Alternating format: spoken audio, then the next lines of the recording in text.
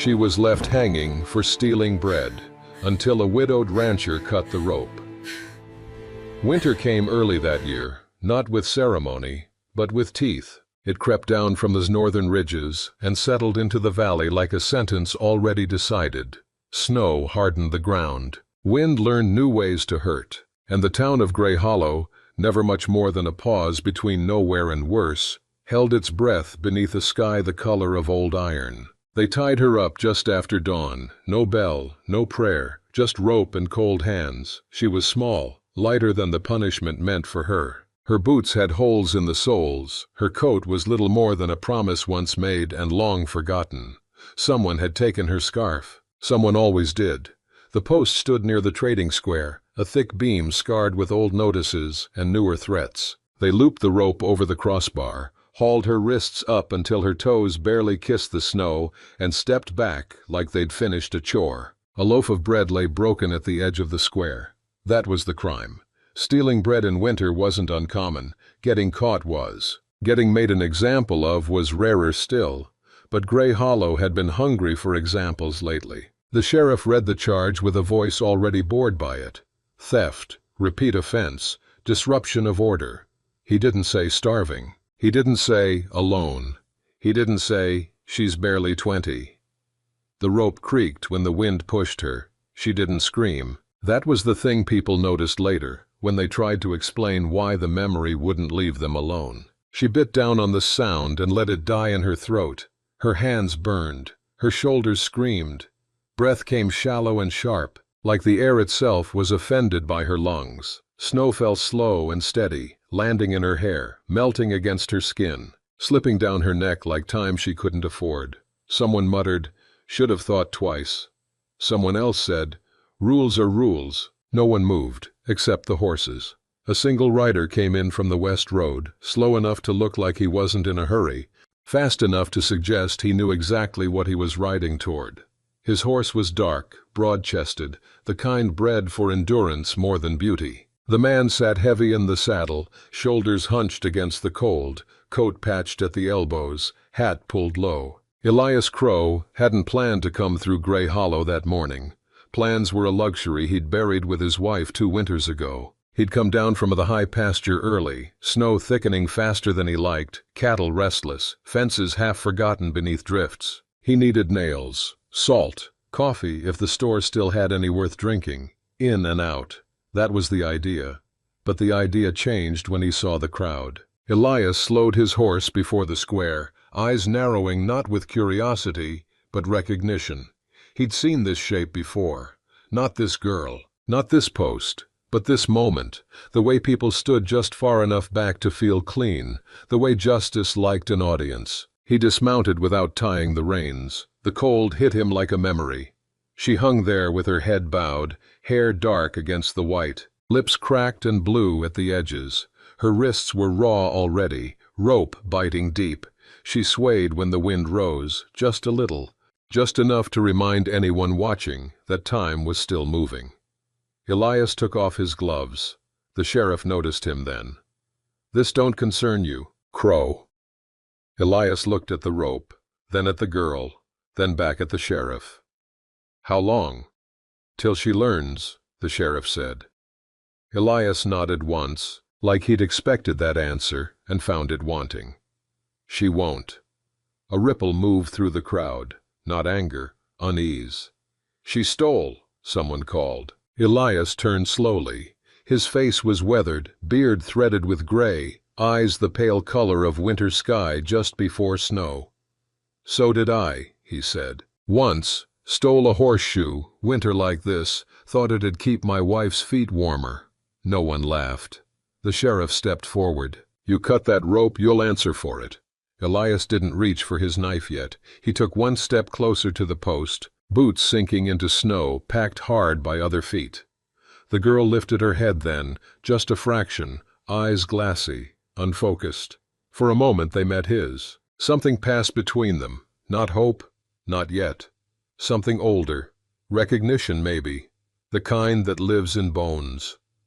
"She won't last an hour," Elias said quietly. "And you know it." The sheriff's jaw tightened. "That's not your call." Elias finally looked at him then. Really looked. Everything is someone's call.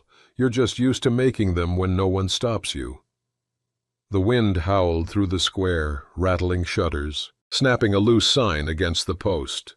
The rope creaked again. Elias drew his knife. It wasn't dramatic. No speech. No flourish. Just a clean blade catching dull winter light. "Last chance," the sheriff said. Elias stepped in close enough to feel the girl's breath hitch, close enough to smell cold and fear and bread still warm in memory. He cut the rope in one smooth motion. The sound was soft, final. She dropped. Elias caught her. Her weight surprised him, not because she was heavy, but because she wasn't. She folded into him like she'd been waiting to. Her breath came fast, panicked, then slowed as his arms locked around her, solid, unyielding. For a moment, the square forgot how to breathe. Then someone shouted. Then someone ran. Elias didn't wait to see who moved first. He wrapped his coat around her, lifted her fully into his arms, and walked. Snow swallowed his tracks almost immediately. Behind him, Gray Hollow found its voice again. But it sounded smaller now. Thinner, like something had slipped through its fingers and left them colder for it. And as Elias Crow carried the girl away from the post, the winter watched. It always did. The ride back to the ranch was quiet in the way only winter allows. Sound swallowed by snow. Breath loud in the chest, every movement feeling like it cost something. The girl didn't speak. She barely moved. Elias rode with one arm locked around her, the other steady on the reins. Her head rested against his chest, light as a thought he didn't want to finish. He could feel the tremor still running through her, not violent now, just persistent, like cold refusing to let go. The ranch lay another 2 miles west, tucked into a shallow cut between hills where the wind learned to lose its edge. Smoke rose thin from the chimney when Elias finally crested the last ridge. He'd banked the coals before leaving. Habit. You learn to trust habits more than luck. He dismounted slowly, boots crunching into fresh drift. The girl stirred as he shifted her weight, a small sound escaping her throat before she caught it. His grip tightened instinctively. "It's all right," he said. His voice surprised him, rougher than he meant, like it hadn't been used enough. She didn't answer, but her fingers curled into the front of his coat, knuckles white, as if letting go might undo whatever fragile thing was holding her upright. Inside, the cabin smelled like wood smoke and iron and old grief that had learned to live quietly. One room, a loft above, tables scarred with years, 2 chairs instead of 3. Elias laid her down on the narrow bed near the stove, careful with her shoulders, careful with everything. When he pulled the coat away, she flinched. "Easy," he murmured, hands raised, palms open. "I'm not—" She nodded once, sharp and quick, like she needed the motion to believe it. The rope burns were worse up close. Skin broken, purpled, swelling already. Her fingers were numb, slow to respond when he touched them lightly.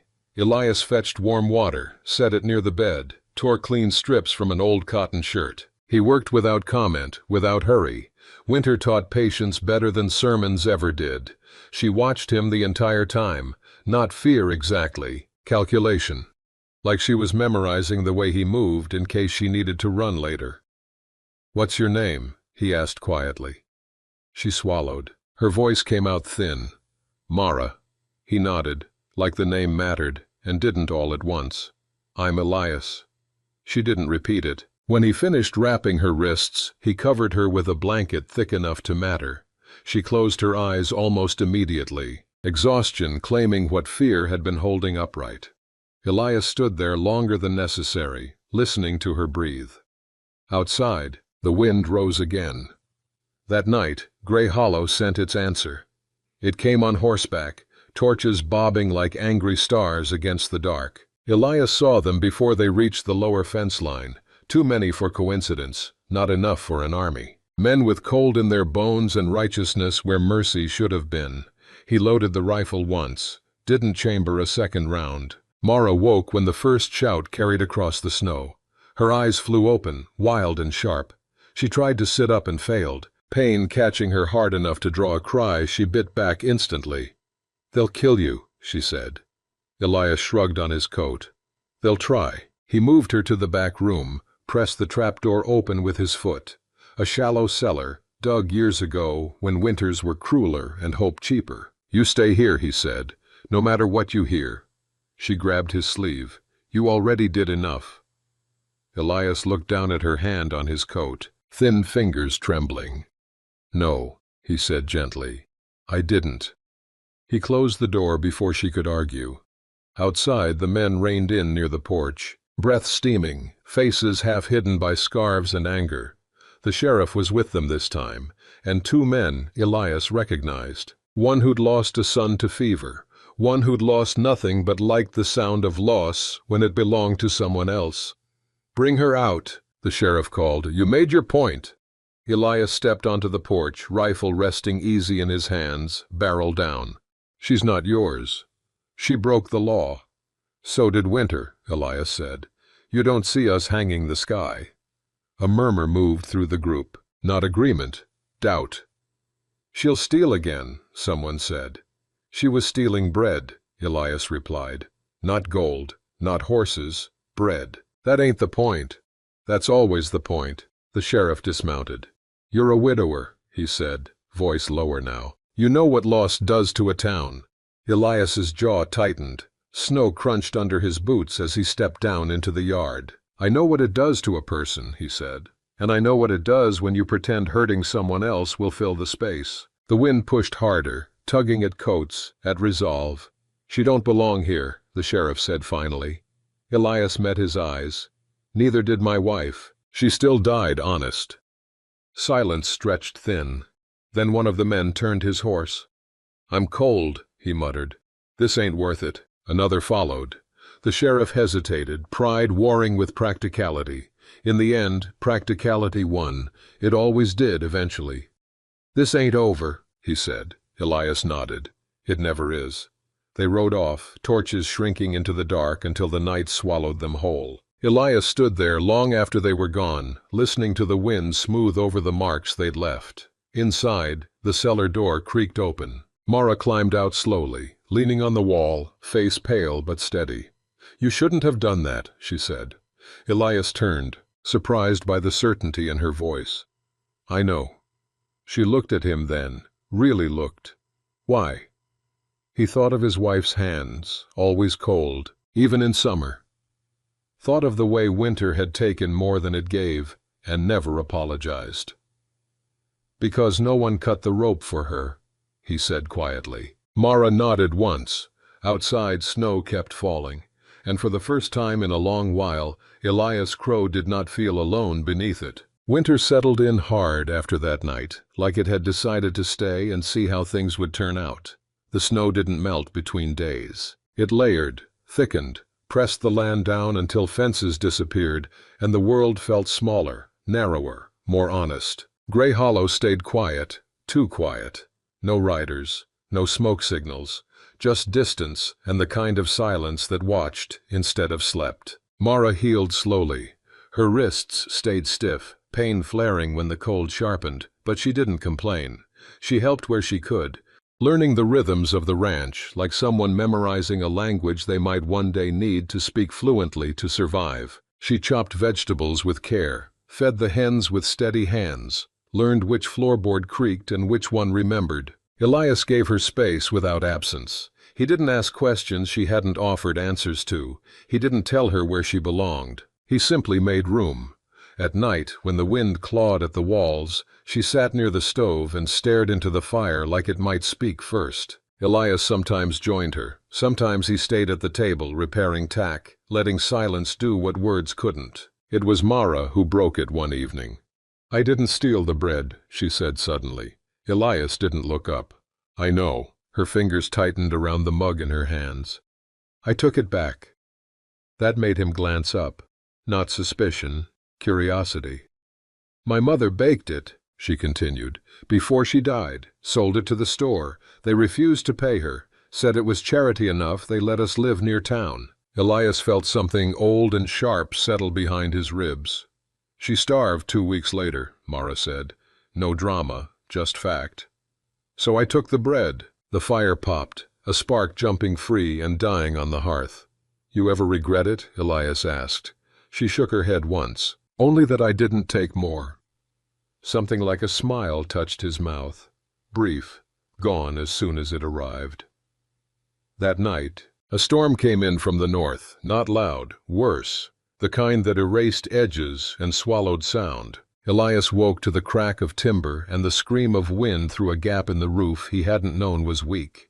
By the time he reached the barn, snow was pouring in sideways, the door ripped from one hinge, a mare panicking in the corner.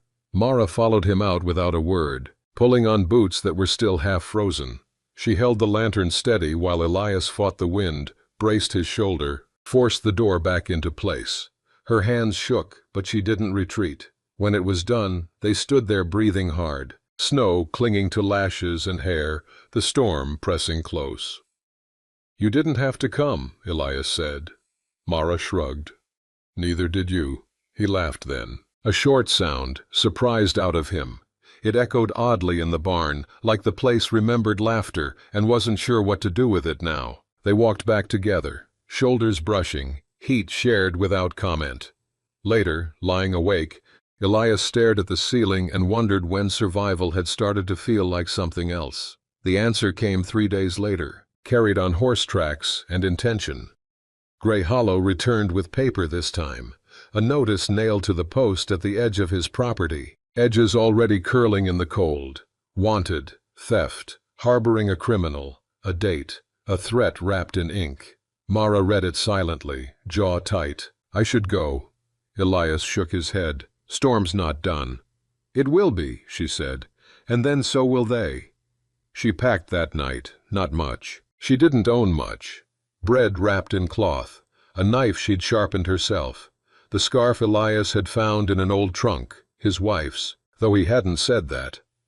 Elias watched from the doorway, something heavy and unnameable pressing on him.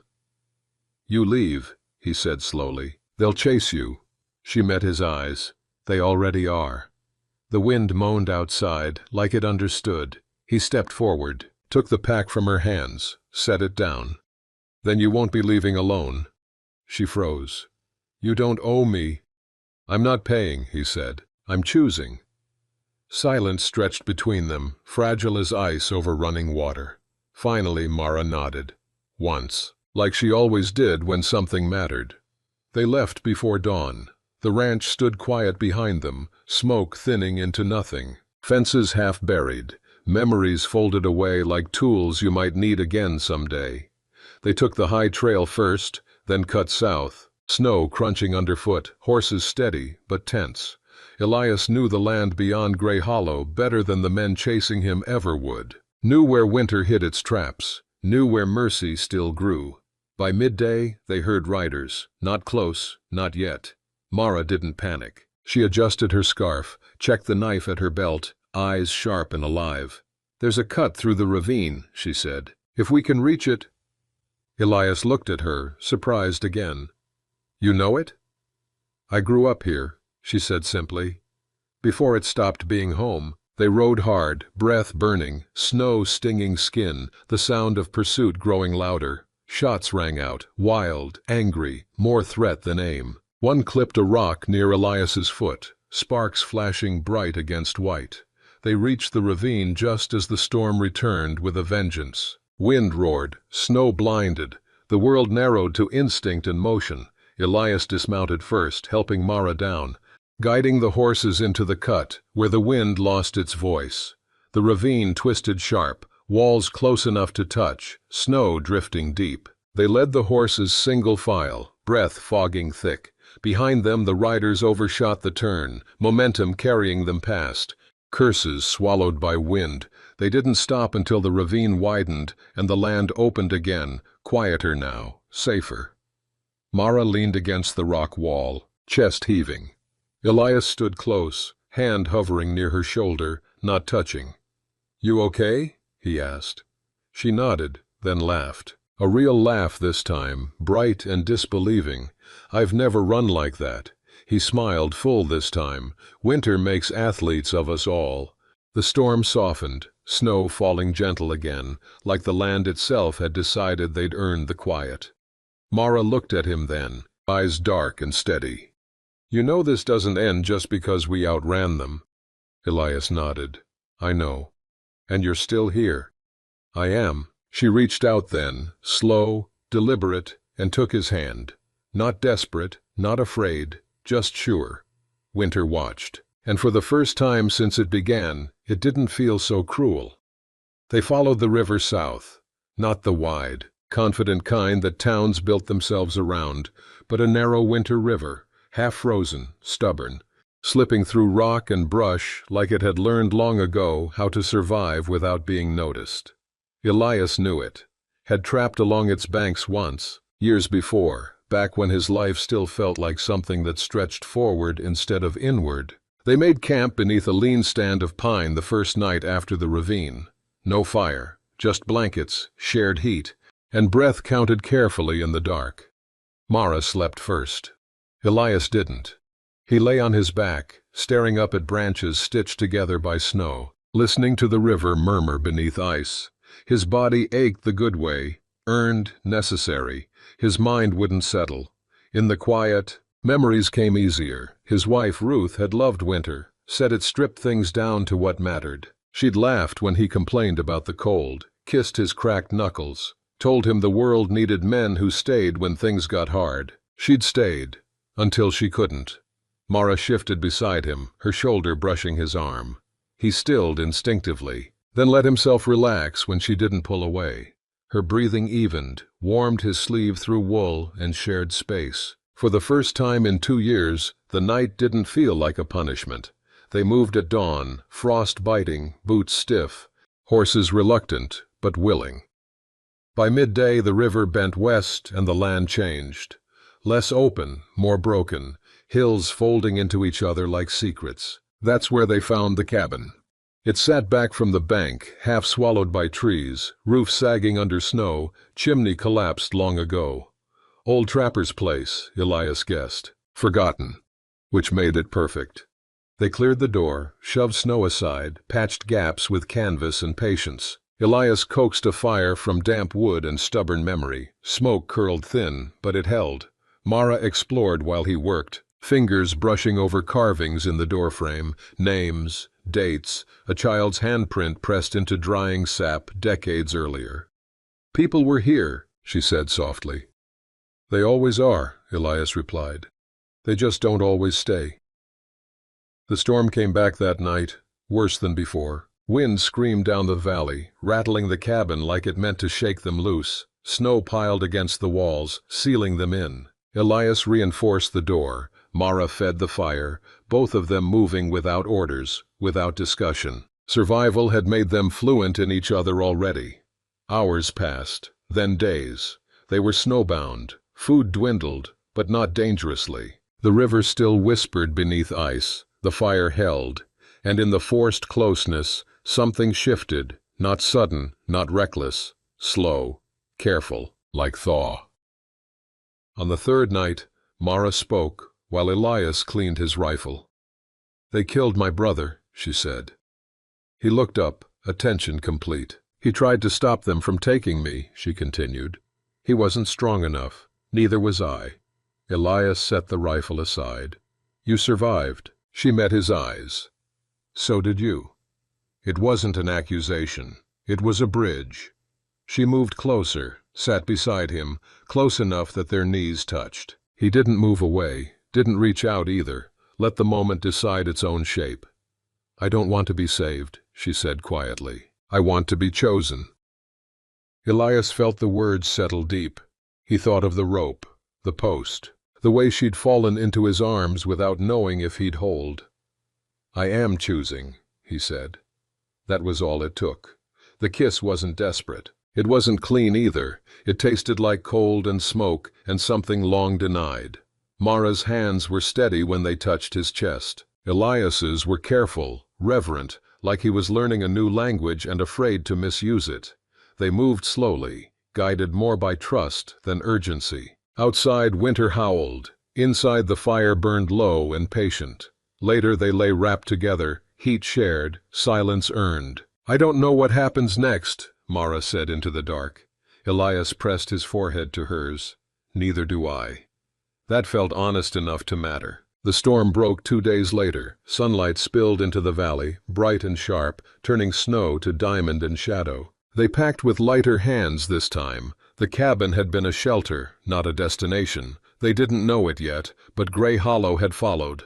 The men came at the river crossing, 5 of them, armed, tired, angry enough to be careless. The sheriff wasn't among them. That worried Elias more than if he had been. Shots rang out, echoing wild against rock. Elias returned fire with precision, not fury. Mara moved with him, low and fast, reloading, watching angles, fear held tight behind purpose. A bullet tore through Elias's shoulder, spinning him hard into the snow. Mara screamed his name. He gritted his teeth, forced himself upright. "I'm okay," he lied. She didn't believe him. Didn't stop either. They reached the trees just as the riders closed in, the river at their backs, ice groaning beneath weight and intent. Elias turned, raised the rifle again, and the ice gave way. One horse plunged through, screaming. Another reared, panic breaking formation. Chaos did what bullets couldn't. Elias and Mara didn't wait. They ran.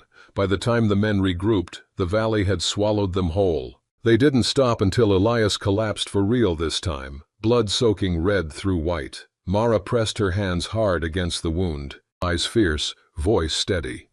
"You're not done." He smiled weakly. "Neither are you."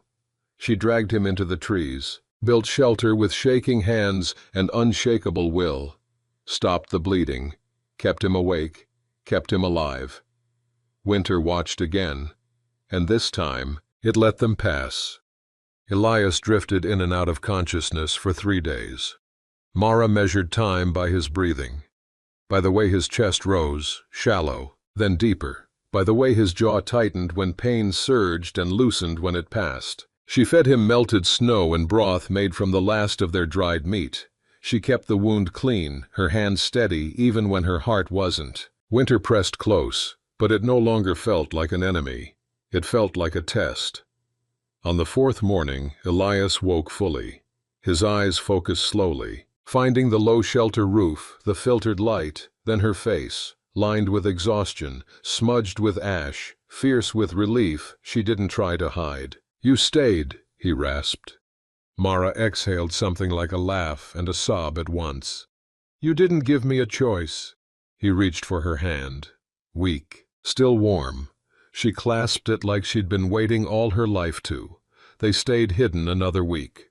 When Elias could walk again, stiff and scarred, they moved south for good, past the last reaches of Gray Hollow's influence, past the places where names were remembered for the wrong reasons. They found land where winter softened sooner, a bend in the river where the soil was dark and forgiving, where trees grew crooked but strong. No town nearby, no post for ropes. They built slowly, a cabin first, then fences, then a life that didn't ask permission to exist. Spring came like a quiet apology. Snow pulled back into the mountains. The river swelled and sang. Mara planted a small garden with seeds she'd carried since leaving her mother's home, saved, stubborn, hopeful. Elias worked beside her, shoulder aching when rain came, smiling anyway. One evening, months later, as the sun dipped low and the land glowed gold instead of white, Mara stood barefoot in the dirt and said, "I don't feel like I'm running anymore." Elias took her hands, rough and familiar now. "Neither do I." They married without witnesses. No paper, no town blessing, just a promise spoken aloud beneath open sky. Years later, travelers would pass near that bend in the river and speak of a ranch where bread was always warm and the door was never locked, where winter came but didn't stay cruel, where a woman who once hung from a post taught her children how to plant and forgive without forgetting. And if anyone ever asked Elias Crow why he cut that rope, he would only say this: because winter already takes enough. And then he would go back inside, where the fire waited, and the woman who survived waited with him.